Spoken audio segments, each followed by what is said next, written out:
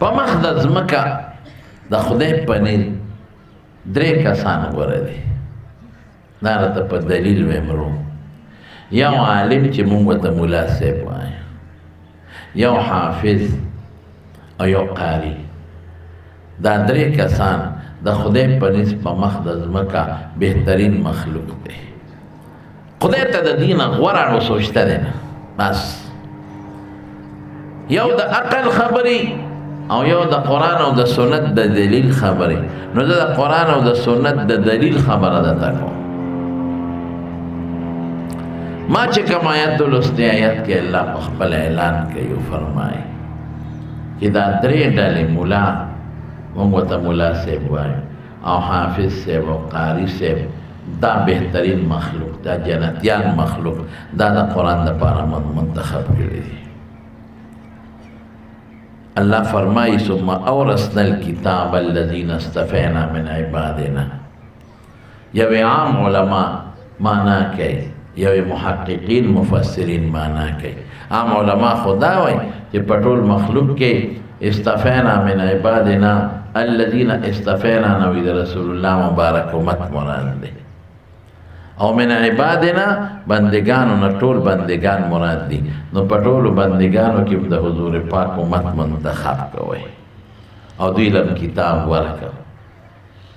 نو بیا وایي چې دې کې بعضې ظالمان دي او بعضې دا دي. دا تفسیر د رستو سیاق سباق سره سمون نه خوري، دا سمون نه خوري. ذکر رستو جنات و عدن یدخلونها وی. نو پا دے که چه کم ظالمان و گناهگار دی جنت تا بزی خو رستو بدی دوزخ که با غوٹی خوری بیا بزی. نو دا خود امتنان مقام دی خدای خو پا بندگان و احسان کی. نو احسان جه سوکی دا وطنوی که داول بدی ڈبوم نو بیا بدی معاف کو. احسان دا چه مخ که بدی معاف کو. محققین مفسرین چه مانا که یدتویم ثم اورثنا الکتاب، ما دا قرآن ورک الکتاب نا قرآن شریف مراد دے، الف لام مہدی دے قرآن میں ورک. چالا میں ورک الذین خلق لا استفینا من عبادنا، چی من پا خاص و بندگانو کی منتخب کری دی، اغا عالمان او حافظان او قاریان دی. دیلا میں ورک. او زمان رونو ما تبلک توجہ ساتے چی خبر آسانش دے ټول مخلوق کے چے خدای پاک انتخاب کو. نو دا انسان یو که گورا دا چے تاسو تاویم چے دا دا اندوانو ٹو پروتے یو لس پاکیو گورا و چے دا غینا غٹی و علا و قیمتی نوری نی تا بسنگا غلس را گونڈے کتا پاکی اچھتے کی دی شویخ کی دا غینا خیپ رتی وی دا غی دا پارا دا اندوانو والا دا چلکای چلاول تی وڑی و باسی دا سی وڑی تی زان لگی. نو بیا پاکی ماتی ځان لکی دا وړو جدا قیمتو لگی کم قیمتی، بیا پاکی ماتی ځان لکی دا غی جدا قیمتو لگی کم، بیا پاکی گوری چی کم داغی وی غم تیو بس ماتی نی داغی پی. نو بیا غٹ اعلیٰ پاتی شی، نو آئی که انتخاب آسان شی. دقا رنگ رب العالمین پا دے ٹول مخلوق کے چانو کا چان نو انسان ایتی جدا کا او حیوان خرسپی دے بل طرف تکرات او دے انسان لخدے پاک کل شکل ورکا. لقد خلقنا الانسان فی احسن تقویم، خشت شکل خدے ورکا مزیدار. او لقد کرمنا بنی آدم دی لخدے ذاتم ورکا. بے پا دے انسانانو کی چانو کا مخلوق کے چانو کرو انسان اعتدان لکا. گورس وقت کے لئے اختار تو بخپل پتہ ہو لگی انسانانو کے چانو کا نو مسلمان اعتدان لکا کافر اخوان. اللہ فرمائے قرآن شریف کے یمنون علیک ان اسلموا قل لا تمنوا علی اسلامکم بل اللہ یمن علیکم ان ہداکم للایمان. ویدہ خلق پتا دا مسلمانے احسان علی حضور پاک دا فرمائی اسلام دا عمل نم دی زموز کم رو جنزم نیکی کو. قل او آیا ورطا لا تمنو علی اسلامکم پخدما دا بلی مسلمانے احسان پا ما منع رہے بل اللہ یمن علیکم، اللہ ویزم احسان قبول کے ما انہداکم للایمان کہ دا ایمان رنا مستا پسینہ کی واچول. دا خود احسان دا اللہ فضل من نری کہ من چین کے پیدا ہوئے روس کے پیدا ہوئے من با خدای نہ مانا، کہ من جاپان کے پیدا ہوئے من با گوتم بدھ تا خدای ہوئے، که مونږ انډیا کې د هندو کور کې پیدا وې مونږ به بت ته رام کول نو د مسلمان مور او مسلمان پلار نه په مسلمان وطن کې ماما مسلمان نیا مسلمان نیکه مسلمان رور مسلمان قوم مسلمان د جمعات د بانګ لاندې خدای پیدا کړم ماشوم چې پوټې هم پسې نه پوهېدم امام صاحب بانګ او اقامت رالی وی رښتیا ووایه دا د چا فضل شو د الله فضل نو مخلوق کې انسان په انسانانو کې مسلمان بیا په مسلمانانو کې چاڼو کو نو عباد الرحمن تر وستل وعباد الرحمن الذين يمشون على الارض هونا واذا خاطبهم الجاهلون قالوا سلاما بل خاص بندگان اتزان نکړ دام د خدای فضل لګوره زړه کې القا رسول الله مبارک خپل فرمای یا مقلب القلوب ثبت قلبي على دينك دا خدای احسان دی ما ته خدای د مونږ لکه واچي مونږ وکم ما ته خدای روزه پاړه کې واچي وکم زما لکه خدای د دوزخ یې پیدا کی د ګناه نه ځان اوساتم نو ګوره مخلوق کې انسان کې مسلمان کې دریم نمبر چاڼ کوي نو خاص بندگان رو بس بیا خاص بندگانو کې چاڼو کو نو مولا او حافظ او قاری ته راوستل زنویم قرآن وی ثم اورثنا الكتاب ما دا کتاب ورکا قرآن الذین اغی خلقلا استفینا من عبادنا جن کو میں نے اپنے خاص بندوں میں سے چن لیے ہیں خاص بندگان عبادنا کی دانا دا تخصیص تپارا دے اللہ وی ما پخپل و خاص بندگان عباد الرحمن چی ہوتی اغی کے میں دادرے والا منتخاب دمارونو چې کم قوم له الله دومره چانو کی او سلور زله ولا چانو کی او یو قوم رو باسي دا به د خدای په نزد د عزت خاوند یو کوي مولا صاحب دلیم کتاب ورکو د قرآن د معنا او د علم خدمت کوي حافظ دلیم ورکو هغه دغه خدمت کوي چې تاسو د حافظ د قاری استمجاد صاحب نه بولیدا قاری صاحب له مورکو قاری صاحب د الفاظ او د صحت خدمت کوي چې دی غلط الفاظ نه وي او دا درې وړ ډوټه رسول الله مبارک کړي دا قرآن د معنا خدمت هم کړی دی وانزلنا الیک الذکر لتبین للناس ما نزل الیهم دا قرآن شرح پیغمبر مبارک کړی دی او دا قرآن د حفظ خدمت هم کړی دی خپلم حافظ او صحابات هم قرآن ولیات کړی دی او دا قرآن د قراءات خدمت هم کړی دی تاسو ګورئ په ترمذی او کتابونو کتاب القراءات ځان له مستقل کتاب محدثین لیکلی نو قرآن دې درې واړو الله ما وی ورکړي دا د خدای په نزد د عزت خلق دی علماء ته د قدر په نظر بګوره علما خو ستا د عقیدې خدمت کوي تا ته د ښکلې عقیده څوک ښایي عالم یې درته ښایي تا ته د ښکلې عمل مونځ روژه او دا څوک ښایي عالم یې درته ښایي تا ته د روژه زکات حج دا د دین نیغه لار درته څوک ښایي عالم یې درته ښایي او تا بچو ته قرآن څوک ښایي قاري صاحب او حافظ صاحب یې درته ښایي د دې نه غټ احسان بل نشته د علما احسان قسم په خدای قیامت پر ورځ به بیا درته پته ولګي بیا به درنه خدای ته تپوس کوي د مولای احسان ته نشي بالکل پوره کولی نشي علما خو تا ته د جنت نه غلا راغی اگر چې دې زمانہ کې ډېر خلک داسې راوته دي چې هغې معمولي غوندې خبرې نو مولا او مولا او مولا او مولا مولا په سوشل میډیا مولا او باره مولا او باره مولا مولا داسې مولا داسې د دې خلکو دا خیال دی چې دا مولا ولې دې کور کینې او په ارام دې کینې چې مونږ هر څه کوو نو مونږ کوو د مولا پکې څه ضرورت دی نه داسې مونږ نه پرېږدو تاسو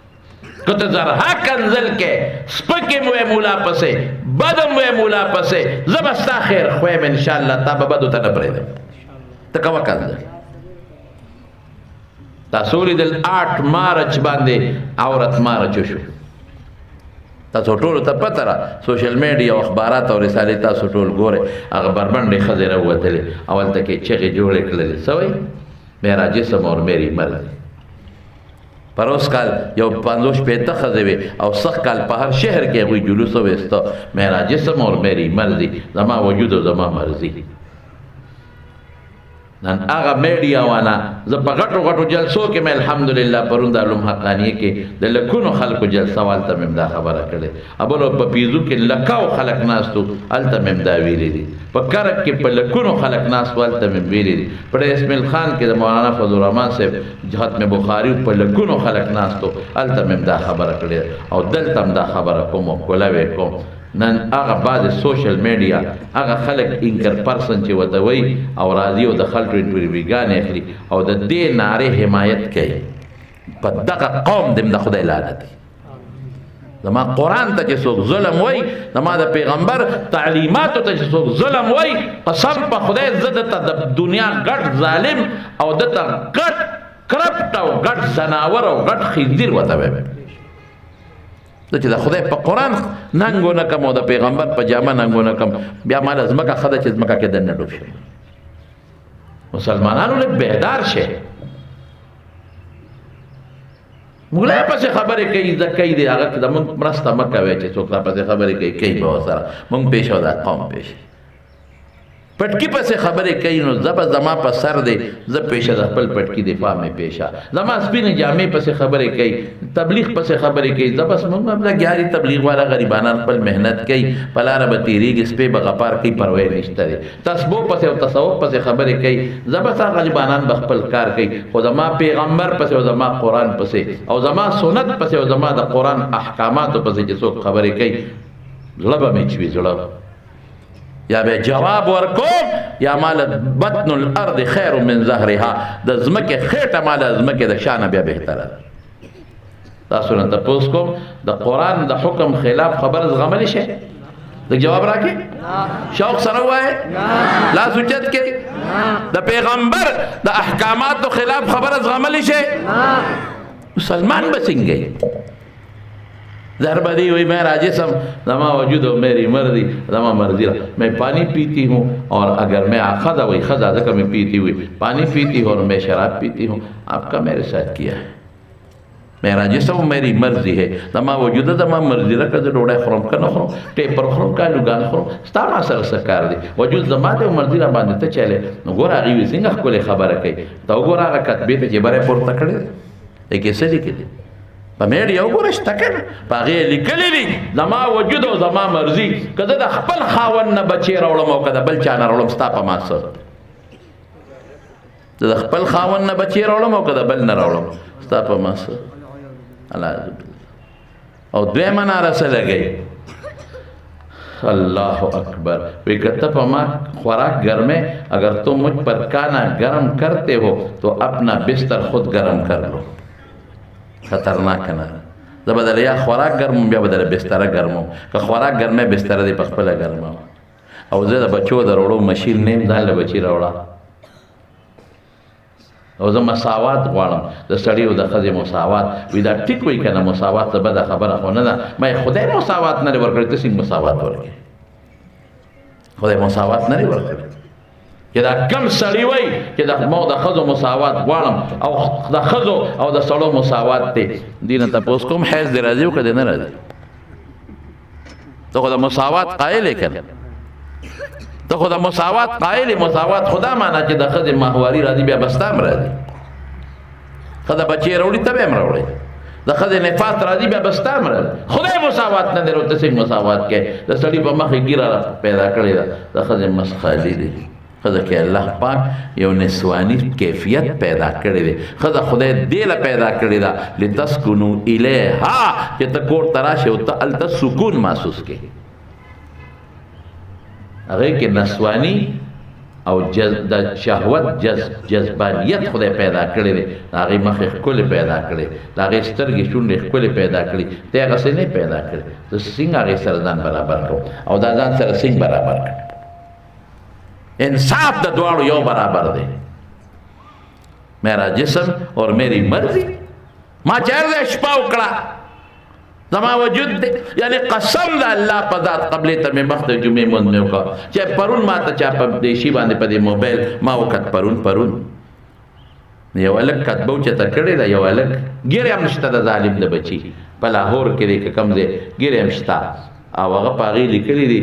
بہن میری ہے مرضی اس کی ہے خور زما ده مرضی د هغې ده. نو هغه انکر ته تپوس کوي، هغه سړی ته تپوس کوي، وي د هغې مرضي ده. وي هر قسمه جامه چې اغوندي، وي هر قسمه چې اغوندي، وي هر ځای چې شپه کوي، وي هر ځای چې شپه کوي. دا بربنډتوب، دا عریانیت او دا ګن کلچر دا زما په دې لور او خور کې را دننه کول غواړي.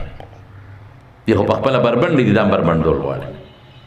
هر ځای چې شپه وکړه. زه تللی وم سوات ته یو څو کاله مخکې. په سوات کې هلته یو مولانا صاحب تقریر کوی، دلته د انجیو دا ګنده خلق خواره کټ استین والا کمیسې چولي، نیم بربنډې ګرځي. نو راغلی و چې بوډۍ لګیا و هغې سبزي پرې کوله. د انجیو دغه جینۍ ورته وایي، وایي ترورې دا څه کوې؟ وایي دا سبزي پرې کوم. وایي څه له پرې کوې؟ وایي څه له پرې کوم؟ خو پرې پخو مه چې وخورو، زه به وخورم، بچي به مې وخور، خاوند به مې وخوري. هغه ورته وایي، وایي تاو د غوا کې څه فرق دی؟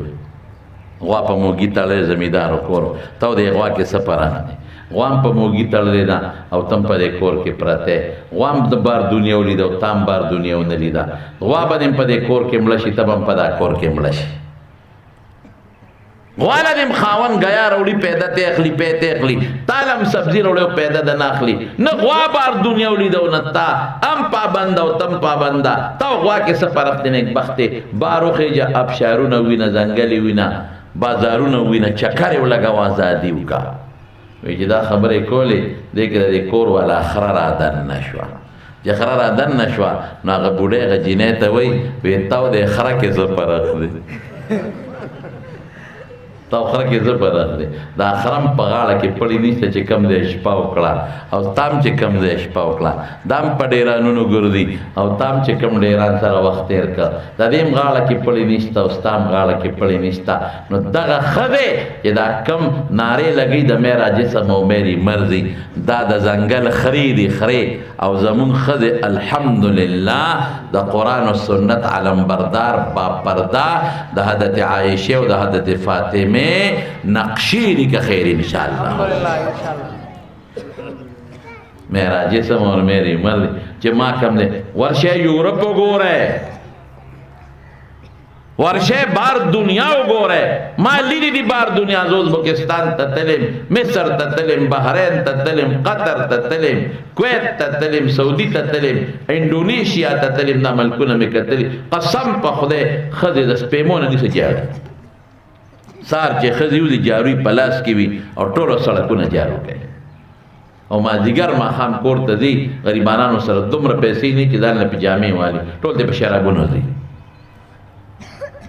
غټ بوډاګانې ښځې قسم په خدای جارو ورسره او سړک صفا کوي.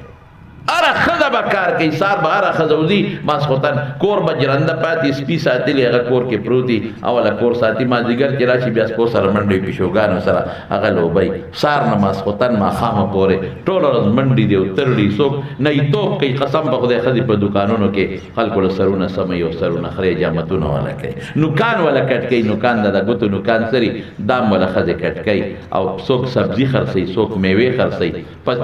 مصر غوندې ځای کې، په مصر کې، په قاهره غوندې ښار کې ګاډۍ لګولي او دا بوډاګانې ښځې وي او چغې. څوک پرتوغاښونه خرڅوي، څوک پیوې خرڅوي، لکه څنګه چې پېښور کې په دې خرګاډو د غریبانان څوک ګازرې خرڅوي، څوک ټماټر او څوک پیوې او څوک کې نه. دقسې د ښځو چغې جوړې کړي. میدان ولې؟ وایي څو خورو، کم نه را پیدا. مونږ خو الحمدلله د قرآن او د اسلام برکت دی. ښځو هم ښه مدیدار بالښتونو ته ډډې والي دي او د کور سردارانې دي الحمدلله. ښه مزیدار لیست له سار وختي در کې او جیب کې واچې، او په هغې کې د تورو باټینګڼو نه والا په مرچکو او په ټیپرو یې راتاو کړي، او په کیلو او په جامو او په غټه غوښه او په نری غوښه، او ښه مزیداره ناستي. او که یو شی مازدیګر کم نو تندې راته بوټ کړي. د مونږ ښځو مزې وکړې قسم په خدای، قسم مې راته وخوړ مزې. ولې د شریعت لاندې ژوند تېرې. نن په فرانس کې ښځې د اسکاپ او د پردې لپاره جلوس وباسي چې ما ته د اسکاپ اجازت راکړه، نه یې ورکوي. هلته تنګې دي ښځې د بربنډتوب نه، او دلته ښځې جلوس وباسي چې مونږ بربنډې کا. په ارام به کښېنې او ښه په قلار به کښېنې، بربنډتوب نشتا، ملک د مسلمان دی، جوړ د اسلام په نوم دی، او تر سوچ په دې ملک کې زمونږ د دیوبند بچي موجودي، په دې ناره کې رانه انشاءالله نشي کامیابی، انشاءالله نشي کامیابی. دا ملک دی، دا تبلیغی جماعتونه دي ګرځي، محنت پکې کوي، شکر دی، خانقاهونه دي، ذکرونو خدمت کوي، مدرسې دي، الحمدلله. دغه رنګې پارلیمنٹ کې زموږ علما ناستي، بیدار ورته ناستي، بیدار، او دغه رنګې په لارو کوڅو کې علما لګیا دي، خپل بیانونه کوي. دا یو څو بربنډې دي، انشاءالله تاسو ولیدل چې هلته بربنډ ماره چمره ووته، نو ورسره په اسلام آباد کې حیا ماره چمره ووته، هغه ښځې مره ووته چې هغې وایي مونږ د اسلامي تعلیماتو نه مونږ مطمئن یو، مطمئن مونږ د اسلام نه مطمئن یو. هغه ښځه خوند کوي چې کومې ښځې په سر لوپټه ده. زه اکثر د خلکو ته یم هغه کیله چې په پوستکي کې بنده ده، نو دا کیله ده، او چې پوستکي ورته لرې کړم ماشي مچان پې بنګېږي بیا څښئ. کومه مالټه او کم سیو چې په پوستکي کې دننه دی نو محفوظ دی، او چې پوستکي ورته لرې کړه مچان او ماشي بنګېږي، دواړه دې په څښئ. نو زمون ښځې په پوستکي کې دننه کیلې دي، دا په پوستکي کې دننه سیوان او مالټې دي، او د هغې ښځې د پوستکي نه بار کیلې دي، ماش او مچان پې بنډېږي. عجیبه خبره دا درونه ستاسو نه تپوس کوم، تاسو چې 1 کیلو غوښه والی په بازار کې، نو دا کوله راوړئ که په شاپر کې پټه راوړئ،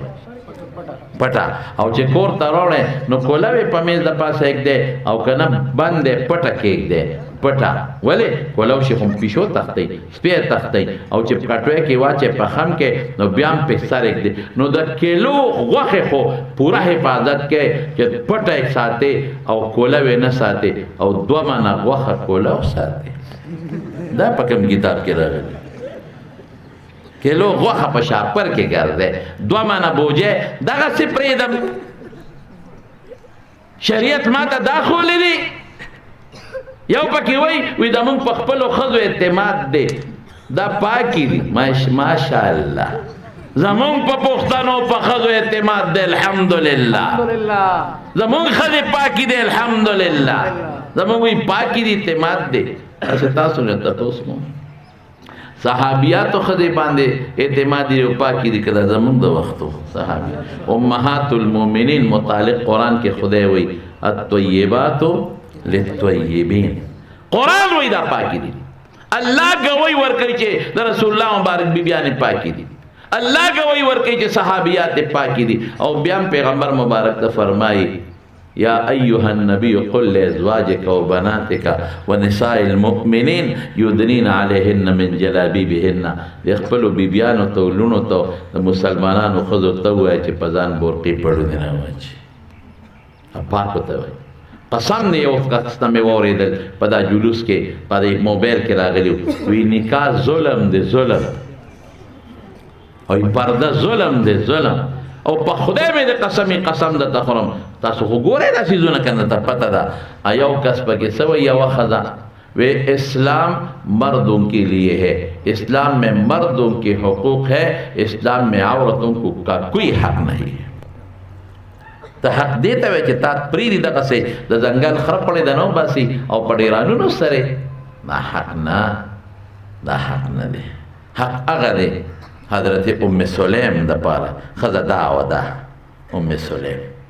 د حضرت مالک په نکاح کې وه، او چې کله ام سلیم مسلمانه شوه مالک ته وی مسلمان شه، هغه وی نه مسلمانېږم، وی زما ستا خبره ختم، ته زما ډېر ښه خاوند دی، خو ته کافر مشرک او زه مسلمان او د خدای خاطر وکړه، د بوتانو عبادت مه کوه، د یو الله عبادت وکړه. مالک وی نه زه په خپل دین، وی ښه چې مالکه ته په خپل دین. ام سلیم ډېره هوښیاره ښځه وه، خشته ښځه وه، قد و قامت نه هوښیاره او ډېره مزېداره ښځه وه، د قد و قامت او د اخلاقو په بنیاد. مالک ته وی زما ستا پاتې. مالک خو خشته وه، خوبصورت او نیک سیرته او پاک دامنه. مالک لاړ شام ته، په شام کې مړ شو. په مدینه منوره کې یو بل صحابي دی حضرت ابو طلحه رضی الله عنه، دام ډېر نیک سیرت انسان و، او د دې او د دواړو یو قوم نو هغه ورته د نکاح پیغام ولېږه وایي ما سره نکاح وکړه ام سلیم ورته وایي وایي ابو طلحه ته مشرک کافر او زه مسلمان یم زما ستا سره نکاح نشي کېږي ابو طلحه ورته څه وایي وی زه به دله باغ درکم په مدینه منوره کې د ابو طلحه په شان ښکلې باغونه د کجورو او د انګورو د بل چا نه وی زه به دله د انګورو د کجورو باغ درکم چې کوم ستا خوښي مهر کې ما سره نکاح وکړه ام سلیم ورته وایي وی نه مې باغ پکار دی نه مې کجوري پکار دی نه مې انګورو باغ پکار یو څیز مې پکار دی کارا کولی شي نکاح د سره کوم ابو طلحه ته ډېر ښکلې مناسب دی چې تا سره نکاح وکړم ته مالدارې مناسب دی چې تا سره نکاح وکړم او ته د ډېر عزتمن قوم سره تعلق لري ستا په شان خاوند به ما ته میلو نشي نه ستا په شان ښکلی نه ستا په شان مالدار نه ستا په شان د اخلاقو بلکل به میلو نشي خو مهرونه نه غواړم یو څیز د نه غواړم کارا کولی شي وایه څه غواړې ایمان غواړم ایمان مسلمان شي بیا وته یو ځای کې میلاو شو ابو طلحه ورته وایي ام سلیم ګورې ما غوندې خاوند به میلاو نه شي ګورې دوکه به شی وی بے شک چې ته په هر څه پوره تا سره نکاح زما پکار ده لیکن اے ابو طلحه که ټوله مدینه ستا شي او ټول ځنګلونه او باغونه هر څه ستا شي او ته ډېر زیات ښکلې لیکن کم حبشي چې زړه کې ایمان پروت دی قسم په خدای چې ما له ستا نه هغه ډېر بهتر بیا ورته وایي ام سلیم سرو غواړه سپینو غواړه څونه چې غواړئ د ایمان دا خبر راته مه کوه وی ابو طلحه اسم نه غواړم صرف او صرف ایمان غواړم ښځه دې ته وایي او بیا ورته وایي وی ابو طلحه تا دومره قمقل سړی ما خو یې تو هوښیار یې خو ته خو ډېر قمقل وختې ام سلیم ولې نو په یو ترکاڼ دې لرګي پرېږدم په بل دې اتراشه په بل دې ته بت جوړ کړه نو چې کم بت ته په خپلو لاسو جوړ کړو نو هغې ته سجده کې قمقله ایمان دنه غواړم وی درې ورځې مهلت راوي در مې کړه درې ورځې پس ابو طلحه راځي ام سلیم ته وایي ام سلیم ما سوچ وکړه ستا د نکاح دپاره نه ما سوچ وکړه واقعي الله شریک نه لري رب العالمین یو دی زه ایمان راوړم مسلمانېږم لاړ رسول الله مبارک لا وی د الله رسول زه ایمان راوړم ام سلیم لاړه وی الله رسول زما مهر زما نکاح ورسره وکړه ابو طلحه وی مهر څومره غواړې وی د الله رسول اسم نه غواړم د ایمان غواړم بس ښځه دې ته وایي نبی کریم صلی الله علیه وسلم فرمایي وی چې معراج ته لاړم په معراج کې ما د ام سلیم محل ولیده ښځه دې ته هغه حضرت خدیجه ته وایي په ټولو ښځو کړومبی مسلمانه حضرت خدیجه ده ښځه چې کومې قربانۍ ورکړي د اسلام دپاره سړو سره سم سیم قربانۍ ورکړي تاسو حضرت سمیه وګورئ که دې خوا ته حضرت یاسر قرباني ورکړه بل خو یې بیبي ام سمیه قرباني ورکړه او داسې قرباني ورکړه چې په تاریخ کې به داسې قرباني چا نه ورکړي ښځې دغه وي د حیا والا خذی میرا جسم میری مرضی جسم زما دے بے شک پوزا زما د په ساخلم وقت زما د په اوریدل کوم جب زما د په خبرې کوم خدا په حقیقت کې زما ملک نه دی دا د چا دی لک شوق سره وای الله رستو مرګری شوق سره وای الله زما په کې څه او کله مسلمان نو مرضی به زمانی مرضی به د چي الله اختیار به زمای خو مرضی به د الله خبر خلاص دی یو دا چې سړی د اسلام نه غاړه وباسي بیا له خبره ده علماء کار ته مارونه دقت علماء مریض ځان لو شلولې او تقریرونه او جنازې او جمعې څه مقصد دی دغه مقصد دی چې دا بچي حافظان او عالمان جوړ شي قسم په خدای دا مغرض دی چې دا قوم نیکان شي دا صالحان شي دا دیندار شي دا جنت والا جوړ شي دا د دوزخ نه بچ شي دا د رسول الله مبارک په لاره باندې روان شي د هلکانو مدرسې دي د جنکو مدرسې جوړې شوې الحمدلله ما نه زما یو دوست دی ډېره موده مخکې ما د ټلیفون وکړ ما ته ویره یو جواب راله راکړه په نیټ باندې یو سوال چا رالیږلی دی او مختصر جواب یې غواړي او چې د چا جواب ډېر مختصر و هغه ته به انعام میلاویږي وی دو درے روز خیر دے سوچ پیو کا میں سے سوال دے وی چیرا پاکستان میں مدارس بنات کا کیا رول ہے مقصد کیا ہے دا جنکو دا مدرسو سا مقصد دے نو پا دیکھو کتابو نا لکے لکے گی عقیدہ خی عمال اخلاق برقا جامع پردہ نو ټولو نه مختصر جواب په جامع معنی ما ورته لکه وویره زه یې تاسو ته وایم ما ورته وی مې زمونږ د جینکو مقصد دا دی د مدرسو چې الله پاک زمونږ په دې لوڼو خویندو کې د بیبي عایشې صدیقې جلک پیدا کړي یا د حضرت فاطمه نقش پکې پیدا شي بس دا مقصد دی او دا لکانو د مدرسو زمونږ څه مقصد دی چې زمونږ په دې کشر کولو په دې بچو کې د حضرت عبدالله ابن مسعود او د ابو هریره یو نقشه پیدا شي هغه څه نشو کېدی یو نقش بیا ډېره موده پس راپسې ټلیفون وکړو وی هغه انعام مې وګټه وی دومره جامع معنی لنډ جواب د بل چانو چې تا راته ولیکه مولید دا وی انعام مې وګټه مې ظالم بچیه غوټ نیم خو پکې د سره زما کېږي خو زه مې ستا شو ځان در نصیب دي شي زمانو زمونږ دا مقصد دی مونږ وایو چې دا تاسو ټول خدای قرآن خانه جوړ کړي مونږ دا وایو چې تاسو نه خدای دیندار جوړ کړي مونږ دا وایو چې تاسو ټول ګیرو والا جوړ شئ مونږ دا غواړو چې تاسو ټول پټکو والا شئ مونږ دا غواړو چې زمونږ خویندې لوڼه دا بربنډې نه او دا حیادارې جوړې شي مونږ دا غواړو چې د قیامت پر ورځ تاسو د رسول الله مبارک سره په صف کې ودرېږئ مونږ دا غواړو چې قبر کې تاسو سوال و جواب ټیک کې او د فرشتو دا وهلو نه تاسو هم بچ شئ او مونږ هم بچ شو مونږ دا غواړو چې د خدای قرآن تاسو زده کړئ په خپلو بچو یې زده کړئ مونږ دا غواړو چې ستاسو بچي صالحان او دینداره شي دا مشن دی او دا مقصد دی څوک چې څه وایي به خپل کار به کوي مونږ به په خپله لار تېرېږو او خپل مزل به کوو او دا خپل کار به کوو او انشاءالله مونږ په دې خپل مقصد کې 100% په دنیا کې هم کامیاب یو په آخرت کې هم کامیاب دا مقصد دا عالم او د مولا او د قاری تاسو چې نن ټول دلته راغونې د دې رکوټي قاری اسلام جان صاحب له برکته راغونې رښتیا خبره ده که نه څونه بچو ته خدای پاک د نه خیر ورسوه نو ثم اورثنا الكتاب الذين اصطفينا من عبادنا نو اوس دلته راځي فمنهم ظالم لنفسه مولا حافظ او قاری وی الله وی دا درې قسمه دي یو ظالمان دی وی الله وی ښا ظالم مولا ظالم حافظ او ظالم قاری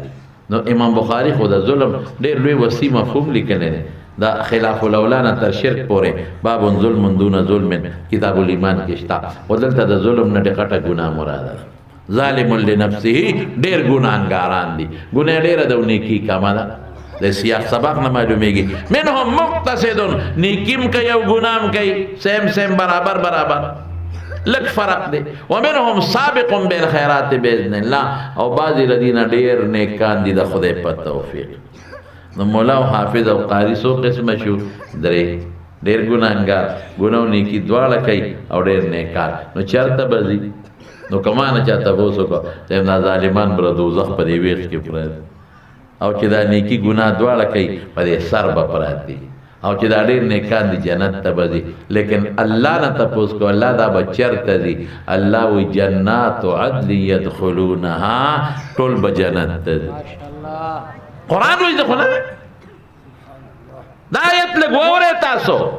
علماو ته به چې بیان کې دی خلقو ته دا آیت چې د خلکو لږ پته ولګي د علماو دا مزاج د علماو حالت د علماو اخیری نتیجه د خلکو ته معلومه شي د قاریانو د حافظانو نتیجه د خلکو ته معلومه شي دی خو مولا صاحب په لار روانو ګوره خپې کاږه وایي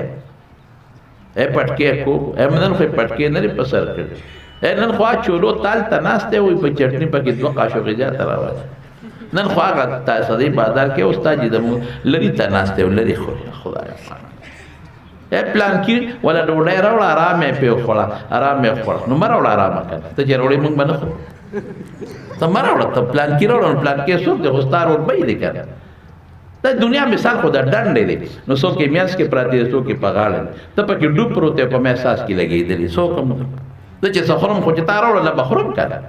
نو تا لاله وګټه ما لاله وروړه لاله بخرم که تا آرامه وګټلو ما دې وروړه باغ آرامه خو د اسمان ته پسې ټوپ واپس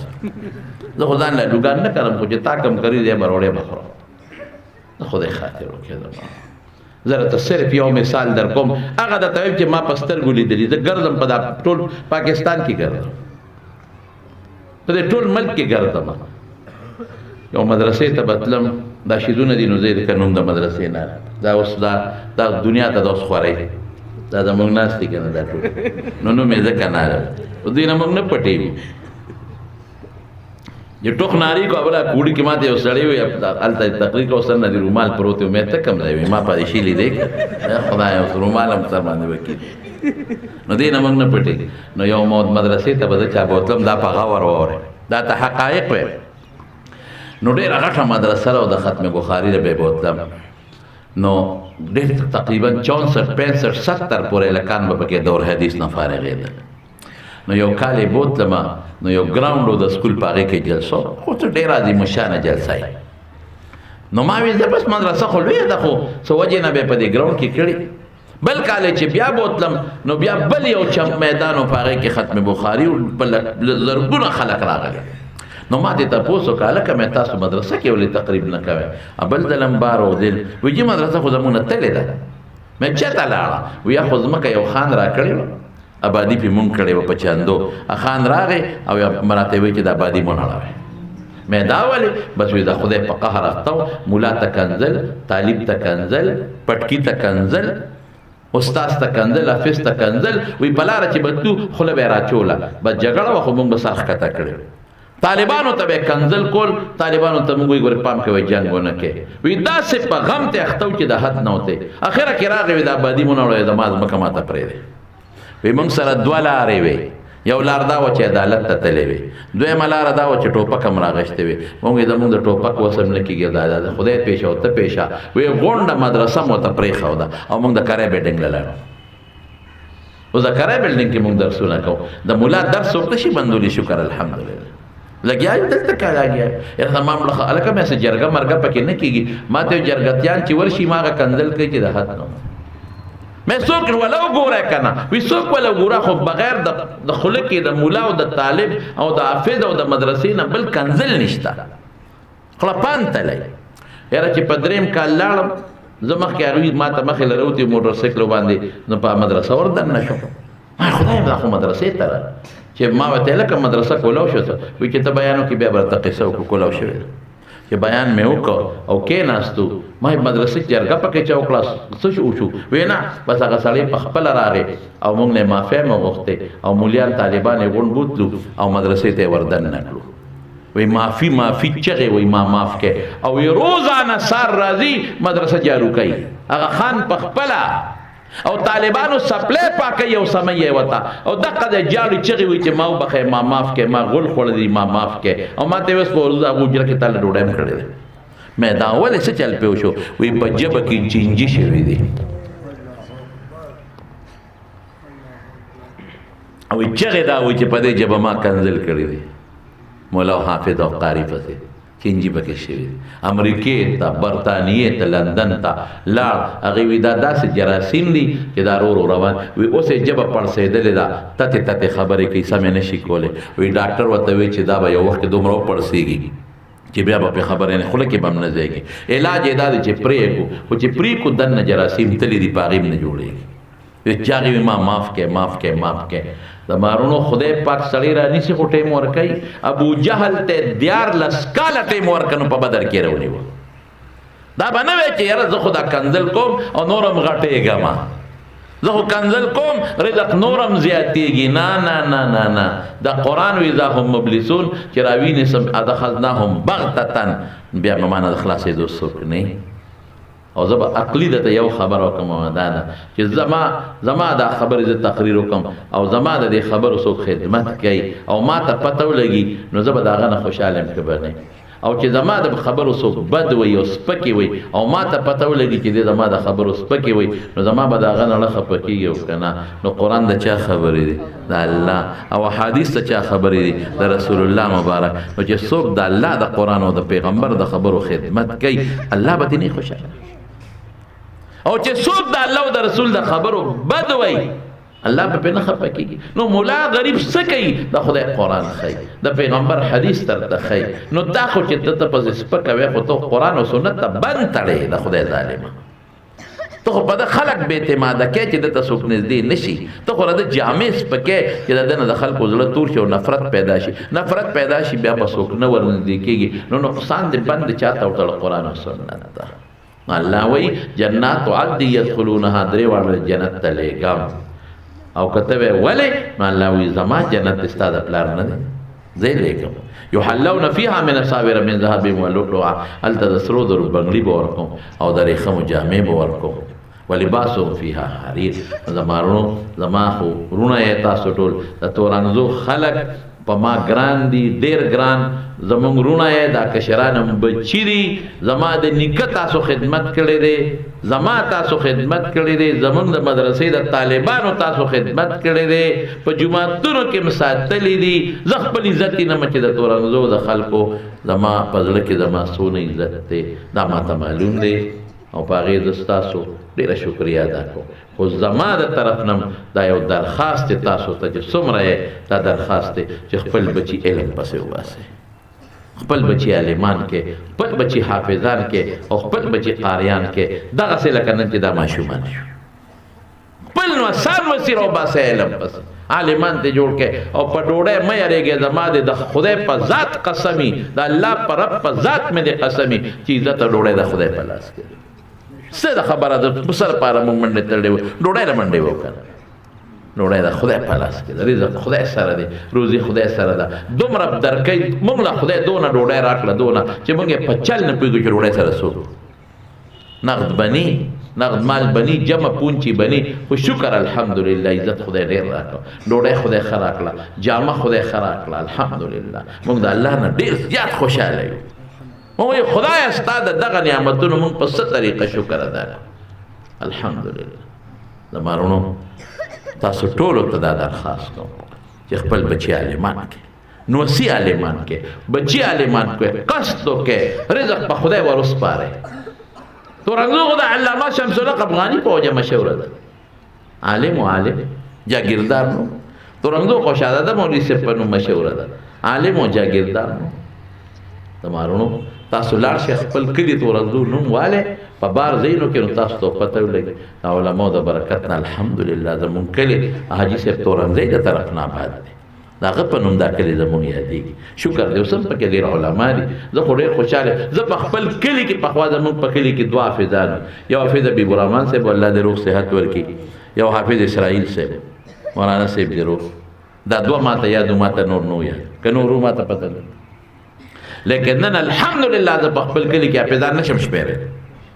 دونه حافظان خدای پاک پیدا کړه، دا د خدای فضل. نو بچي حافظان کې، عالمان او قاریان کې انشاءالله العزیز خدای په دنیا هم درکوي، الله به آخرت هم درکوي. او دا چې کوم کشران هلکان دي زمونږ بچي دي، دې ټولو ته یو درخواست کوم، هلکه دې نوجوانانو ته وایې زما وروڼه یې زما کشران یې بچي چې نېټ به غلط نه استعمالوئ. ښه